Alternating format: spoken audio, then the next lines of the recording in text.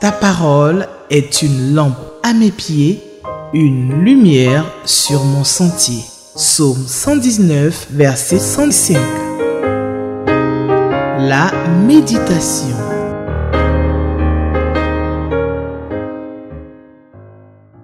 Shalom, chers frères et sœurs, que le nom du Seigneur soit béni pour l'occasion qu'il nous donne encore en ce jour de nous retrouver autour de sa parole. Merci pour votre fidélité à cette émission, qui est une occasion de méditation quotidienne de la parole de Dieu, cette occasion qui nous est offerte par Espérance TV.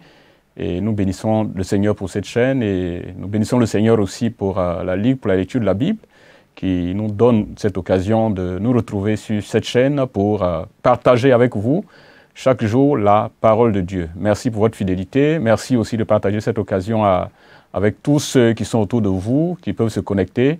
Mais surtout, prenez très souvent le temps de vous asseoir et de méditer, de lire une portion de la Bible et d'avoir cette occasion d'entendre la voix du Seigneur avant de sortir de la maison ou avant de vous coucher. Donnez-vous l'occasion toujours de vous asseoir et de méditer la parole de Dieu. C'est la meilleure occasion de grandir spirituellement, de pouvoir mieux connaître notre Dieu, de le servir, le temps que le Seigneur lui-même vienne nous chercher un jour pour que nous soyons là où il est. Bienvenue à vous et nous allons prier pour commencer notre méditation de ce jour. Nous prions le Seigneur, chers frères et sœurs. Père Tout-Puissant, nous te rendons toute la gloire. Nous te bénissons pour ton amour et ta fidélité. Seigneur, tu nous donnes la vie et tu nous fais la grâce de pouvoir nous retrouver autour de ta parole. Seigneur, nous voulons te prier maintenant que tu conduises ce moment, que tu parles à nos cœurs, que tu nous restaures, que tu nous relèves si nous sommes tombés, que tu nous fortifies quand nous sommes affaiblis, et que tu nous aides à pouvoir sortir du péché si nous avons péché contre toi. Nous te prions, Seigneur, d'être avec nous, de conduire ce moment et de glorifier ton nom dans chaque détail de ce temps. Merci, Père Céleste. Nous t'avons prié au nom de Jésus. Amen. Je voudrais vous inviter à lire le texte du jour. Notre texte du jour, c'est Ésaïe 56. Nous lirons donc tout le chapitre, qui est un chapitre de 12 versets. Et je vais faire la lecture dans la version Louis II. Donc, sentez-vous libre de prendre la version que vous avez et de suivre la lecture. Nous lisons donc notre texte. Ainsi parle l'Éternel. Observez ce qui est droit et pratiquez ce qui est juste. Car mon salut ne tardera pas à venir, et ma justice à se manifester. Heureux l'homme qui fait cela, et le Fils de l'homme qui y demeure ferme, gardant le sabbat pour ne point le profaner, et veillant sur sa main pour ne commettre aucun mal. Que l'étranger qui s'attache à l'Éternel ne dise pas: l'Éternel me séparera de son peuple. Et que l'eunuque ne dise pas: voici, je suis un arbre sec. Car ainsi parle l'Éternel. Aux eunuques qui garderont mes sabbats, qui choisiront ce qui m'est agréable, et qui persévéreront dans mon alliance. Je donnerai dans ma maison et dans mes murs une place et un nom préférable à des fils et à des filles. Je leur donnerai un nom éternel qui ne périra pas. Et les étrangers qui s'attacheront à l'Éternel pour le servir, pour aimer le nom de l'Éternel, pour être ses serviteurs, tous ceux qui garderont le sabbat pour ne point le profaner et qui persévéreront dans mon alliance, je les amènerai sur ma montagne sainte et je les réjouirai dans ma maison de prière. Leurs holocaustes et leurs sacrifices seront agréés sur mon autel. car ma maison sera appelée une maison de prière pour tous les peuples. Le Seigneur l'Éternel parle, lui qui rassemble les exilés d'Israël. Je réunirai d'autres peuples à lui, aux siens déjà rassemblés. Verset 9. Vous toutes, bêtes des champs, venez pour manger, vous toutes bêtes de la forêt. Ces gardiens sont tous aveugles, sans intelligence. Ils sont tous des chiens muets, incapables d'aboyer. Ils ont des rêveries, se tiennent couchés, aiment à sommeiller. Et ce sont des chiens voraces, insatiables. Ce sont des bergers qui ne savent rien comprendre.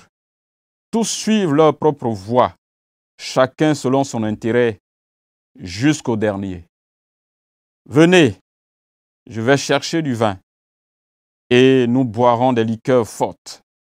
Nous en ferons autant demain, et beaucoup plus encore. Amen.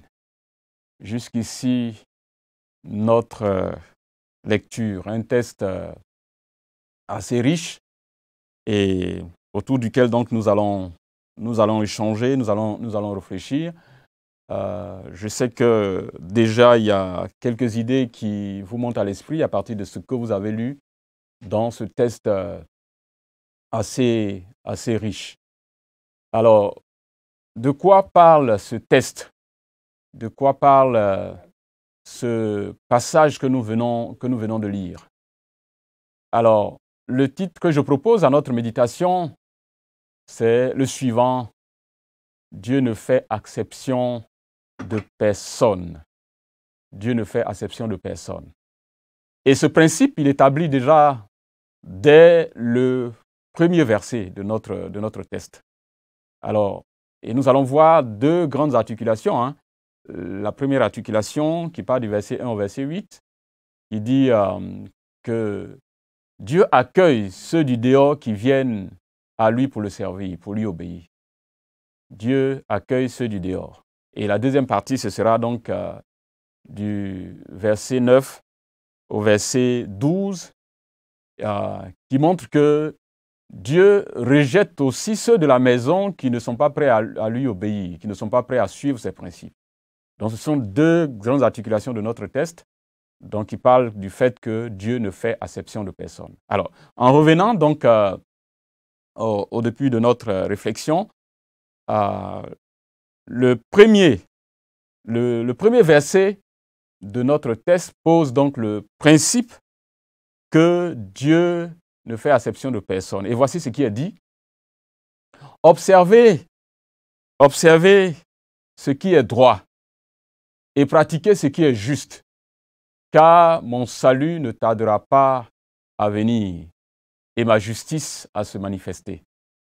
Donc Dieu agit envers les hommes selon ce principe universel qui est applicable à tous, ce principe que Dieu est en train d'établir. Que Dieu ne fait exception de personne et toute personne qui veut lui obéir lui sera agréable. Donc dans la première partie, on voit que cela s'applique bien entendu à ceux du dehors, hein, que Dieu les accueille, Dieu les accepte en sa présence. Et qui sont ceux du dehors? Le texte souligne deux groupes. Ce sont d'une part les eunuques. Les eunuques sont des gens mutilés, ce sont des mutilés physiques, hein, qui sont, selon l'habitude des Juifs, selon la tradition juive, ce sont des gens donc qui sont disqualifiés de la présence de Dieu. Ces mutilés physiques, ces gens qui ne peuvent plus donc procréer à cause du fait qu'ils ont été castrés, des hommes. Donc, ce sont des mutilés physiques, séparés donc de la présence, disqualifiés de la présence de Dieu. Le deuxième groupe, c'est les étrangers. Les étrangers, donc, ce ne sont pas les juifs, les non-juifs. Ce sont des gens considérés comme étant sans Dieu, sans loi, qui ne sont pas dans l'alliance de Dieu, l'alliance que Dieu a établie avec Abraham, qui ne sont pas descendants d'Abraham. Ils sont des adorateurs, des faux dieux. Alors, voici comment leur condition spirituelle, ou bien leur statut spirituel est décrit dans le texte. Le texte dit au verset 3 que l'étranger qui s'attache à l'Éternel ne dise pas « l'Éternel me séparera de son peuple ». Alors l'idée ici, c'est que dans l'esprit de l'étranger et dans la pratique d'alors, l'étranger se considère comme étant séparé du peuple de Dieu, donc séparé de la présence de Dieu. Il ne fait pas partie du peuple de Dieu. Donc lui, il le sait et c'est comme ça que les choses fonctionnent. Et le texte ajoute que les eunuques ne disent pas « voici, je suis un arbre sec ». Incapable donc de produire, de procréer. Et en tant que tel, il ne peut pas être accepté de la présence de Dieu. Et cette idée concernant l'étranger de telle personne, cette idée est reprise par l'apôtre Paul dans Éphésiens chapitre 2, le verset 12. Voici ce que l'apôtre Paul dit. « Souvenez-vous que vous étiez en ce temps-là sans Christ, privés du droit de cité en Israël, et étrangers aux alliances de la promesse, sans espérance et sans Dieu dans le monde. » Donc c'était ça la condition de ces gens-là, la condition spirituelle de ces gens, des eunuques, mais aussi de tous ceux qui sont étrangers à l'alliance ibrahimique. Donc l'alliance que Dieu a établie avec Abraham, donc ils ne sont pas descendants d'Abraham. Alors, maintenant, les versets 5 et les versets 7 nous donnent la nouvelle condition que Dieu est en train de donner, donne à ces personnes qui sont considérées comme étant exclues de l'alliance et exclues du peuple de Dieu. Et voici ce que Dieu dit. « Je donnerai dans ma maison et dans mes murs une place et un nom préférable à des fils et à des filles. » Waouh! Ça, le statut des personnes étrangères à l'alliance, Dieu promet de leur donner un statut qui est même presque supérieur ou préférable au statut de ceux qui sont fils et filles biologiques d'Abraham. Ils auront une place dans la maison. Ils auront un nom qui est préférable au nom des fils et des filles. C'est ce que Dieu promet. Il ajoute, je leur donnerai un nom éternel qui ne périra pas. Le nom qu'ils vont porter désormais, c'est un nom qui ne périra pas. Le nom que Dieu va leur donner lié à leur salut, qui est un salut éternel, qui n'est pas un nom périssable. Beaucoup de nos noms restent à la tombe, hein, et on n'en parle plus jamais, même si quelquefois on se rappelle ça, mais ça va être oublié dans quelques années. Mais Dieu donne un nom éternel, un nom qui transcende les générations, un nom qui restera éternellement, que nous porterons pour tous ceux qui lui appartiennent, porteront éternellement. Ce nom-là sera sur nos fronts. Et la Bible le dit et promet cela. Donc ceux qui sont étrangers à l'alliance porteront ce nom nouveau que Dieu va leur donner. Et ils feront partie donc du peuple de Dieu. Et le Seigneur ajoute, toujours au niveau du verset 7, que leurs holocaustes et leurs sacrifices seront agréés sur mon autel, car ma maison sera appelée une maison de prière pour tous les peuples. Des sacrifices que tous les peuples font, qui ne sont pas agréés par Dieu parce qu'ils ne connaissent pas le Seigneur, tous ces sacrifices-là n'étaient pas agréés par Dieu, n'étaient pas acceptés dans la présence de Dieu. Ce n'était pas fait selon les normes que Dieu a établies. Et c'était donc de l'idolâtrie. Tous les peuples qui ne connaissent pas Dieu, qui ne sont pas le peuple de Dieu, donc offrent des sacrifices. Ce sont des pratiques rituelles que tous les peuples font, offrent des sacrifices à leur Dieu. Et comme ce sont de faux dieux, de tels sacrifices ne sont pas agréables, ne sont pas agréés devant la présence de Dieu. Nous en avons fait, j'en ai fait. Et Dieu m'a libéré de cela en me faisant la grâce de connaître le Seigneur.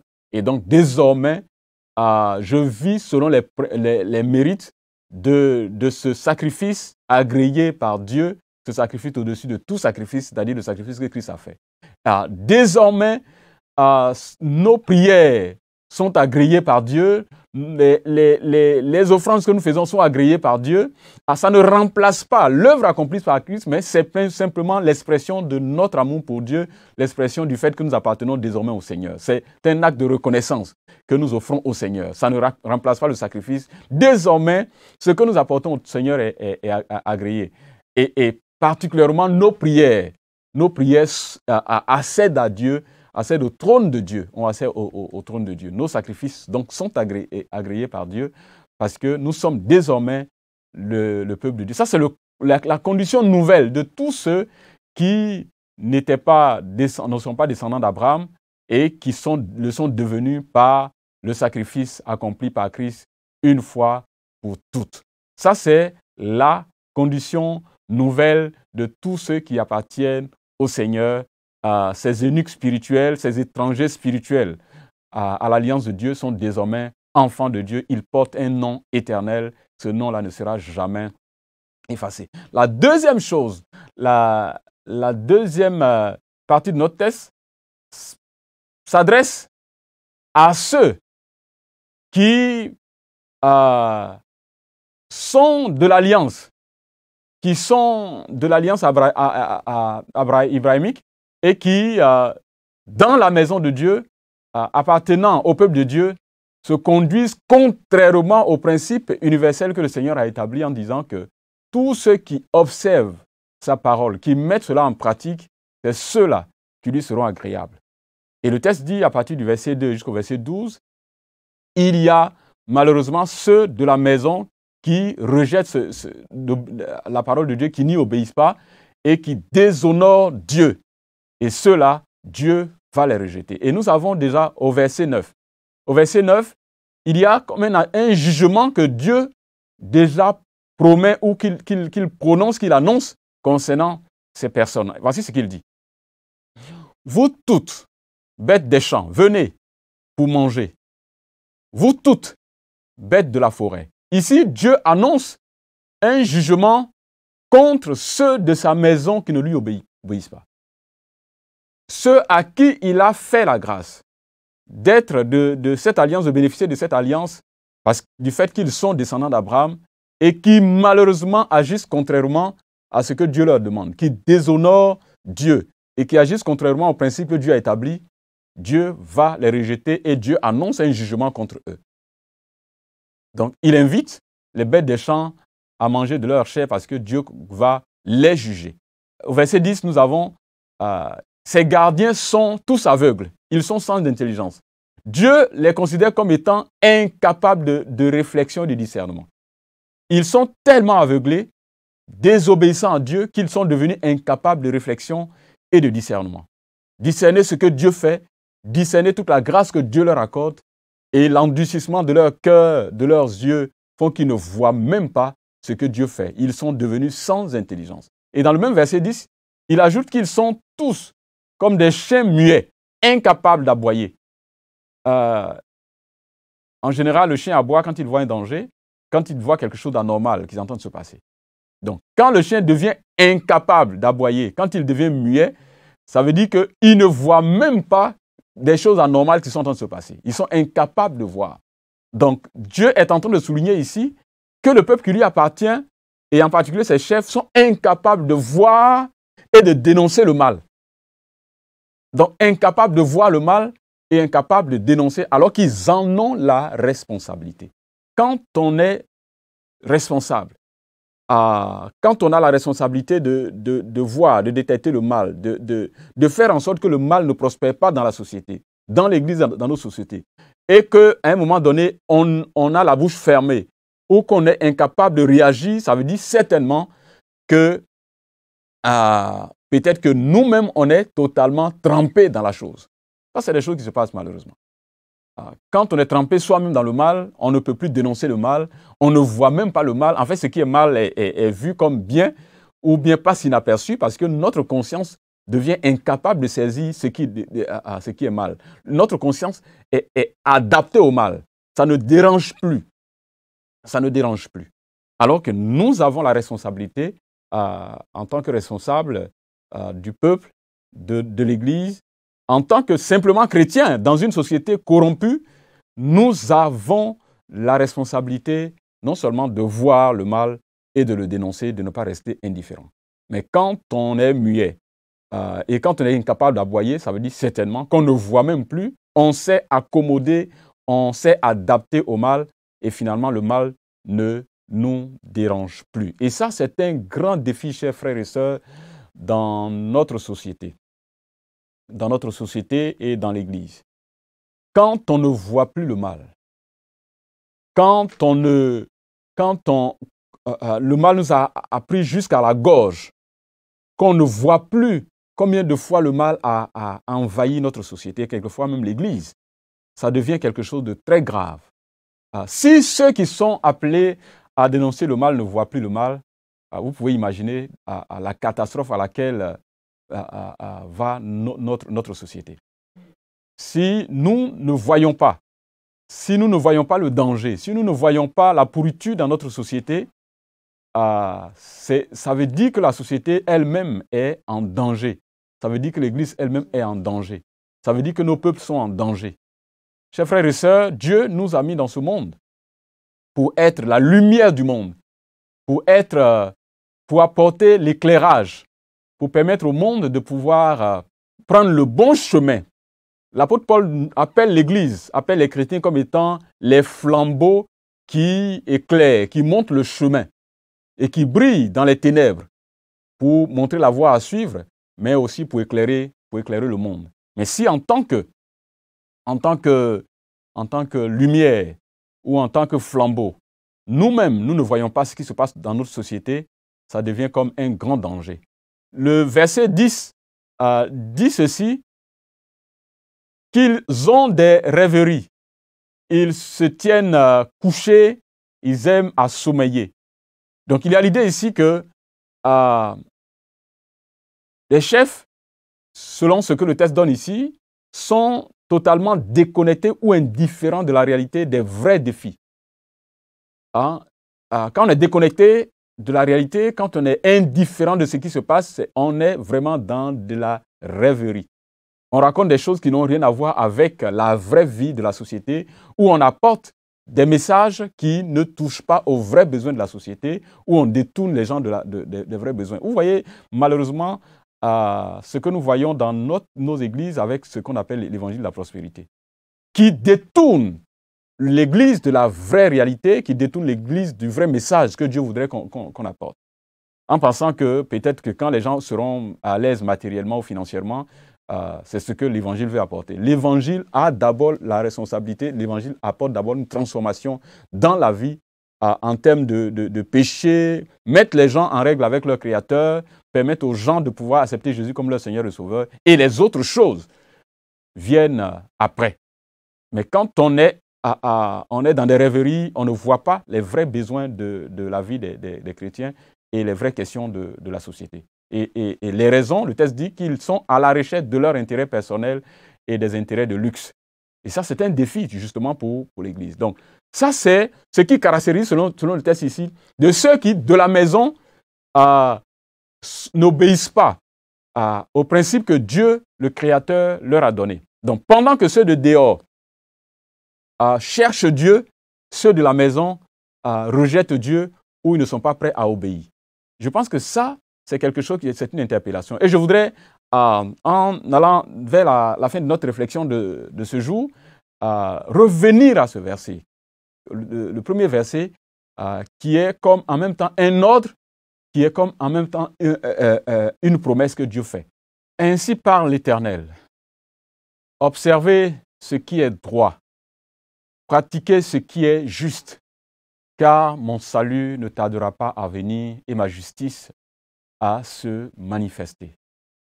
Il y a dans ce texte un ordre, l'ordre d'observer ce qui est droit, de pratiquer ce qui est juste. Ça, c'est un ordre que le Seigneur nous donne.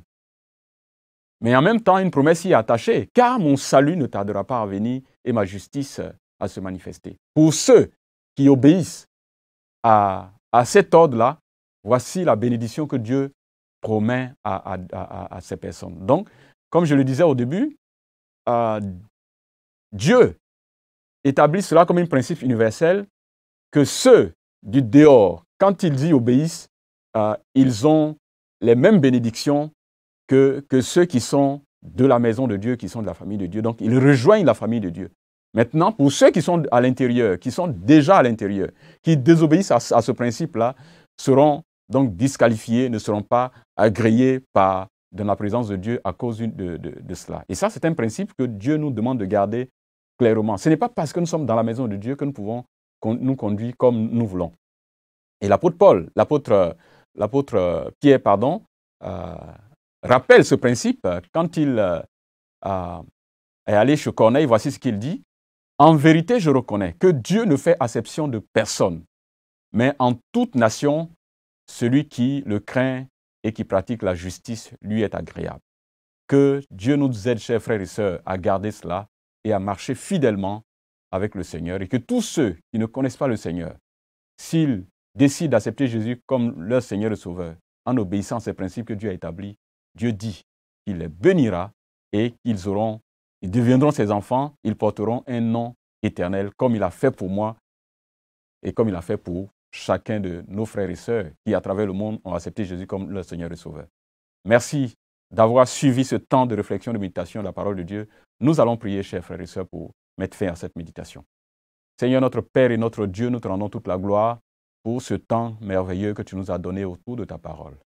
Que tu nous aides, Seigneur, à mettre cette parole en pratique, parce que tu ne fais acception de personne et tu veux que nous obéissions à chaque étape de notre vie. Merci de nous garder, de nous bénir tous, au nom de Jésus. Amen. Que le Seigneur vous bénisse et nous nous retrouvons pour une autre émission la prochaine fois. Amen. Ta parole est une lampe à mes pieds, une lumière sur mon sentier. Psaume 119, verset 105. La méditation.